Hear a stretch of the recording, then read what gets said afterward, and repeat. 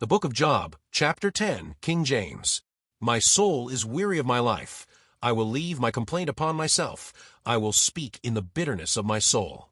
I will say unto God, Do not condemn me. Shew me wherefore thou contendest with me.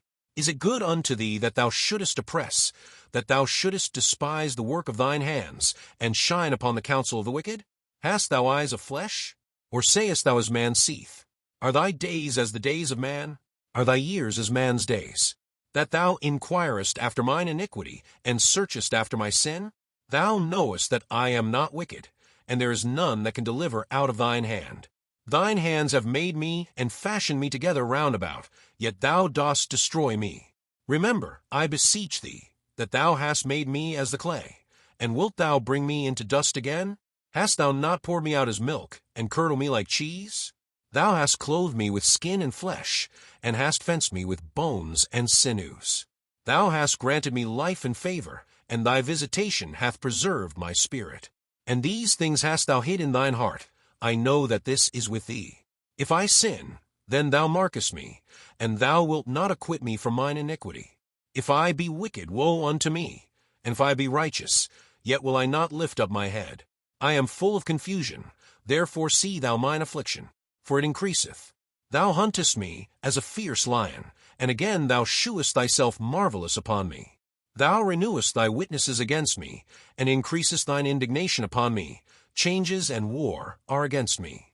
Wherefore then hast thou brought me forth out of the womb? Oh, that I had given up the ghost, and no, I had seen me. I should have been as though I had not been. I should have been carried from the womb to the grave. Are not my days few? Cease then, and let me alone, that I may take comfort a little. Before I go whence I shall not return, even to the land of darkness and the shadow of death. A land of darkness as darkness itself, and of the shadow of death, without any order, and where the light is as darkness. Commentary and main themes. Job chapter 10 continues Job's deeply personal cry, but here his words become even more direct toward God. This is not a polite prayer. This is a wounded man speaking honestly to his Creator. Job begins by saying his soul is weary of life. He does not hide his pain.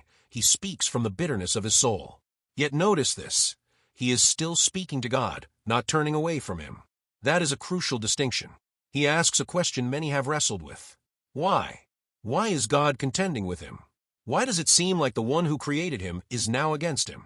Job reflects on God as Creator. He describes in vivid imagery how God formed him, like clay shaped by a potter, like a body carefully knit together. This is one of the most poetic descriptions of human creation in Scripture. Job acknowledges that his life itself is a gift from God. And yet, that truth deepens the struggle. If God made him with such care, why allow such suffering? Job feels trapped in a no-win situation. If he sins, he is judged. If he claims righteousness, he still suffers. From his limited perspective, it feels as though he cannot stand justified no matter what he does. He even describes God's actions as overwhelming, like being hunted, surrounded, and worn down. This is the language of deep emotional and spiritual distress. Then once again, Job expresses a longing that has appeared before. He wishes he had never been born. Not out of rebellion, but out of exhaustion and sorrow. The chapter ends with a sobering reflection on death, a place of darkness and silence. Job is not speaking with full theological clarity here. He is speaking from pain. His understanding of what lies beyond is limited, shaped by his suffering. Main themes. Honest, unfiltered prayer in suffering God as Creator and Sustainer of life, the struggle to understand suffering under a sovereign God, the feeling of being overwhelmed and without answers, the persistence of faith, even when emotions are heavy. Job chapter 10 teaches us something vital. God allows honest cries. He is not offended by sincere questions born out of pain. Job does not have all the answers, but he refuses to walk away from the one who does. Memory verse. Thine hands have made me and fashioned me together round about, yet thou dost destroy me. Job 10 verse 8, King James.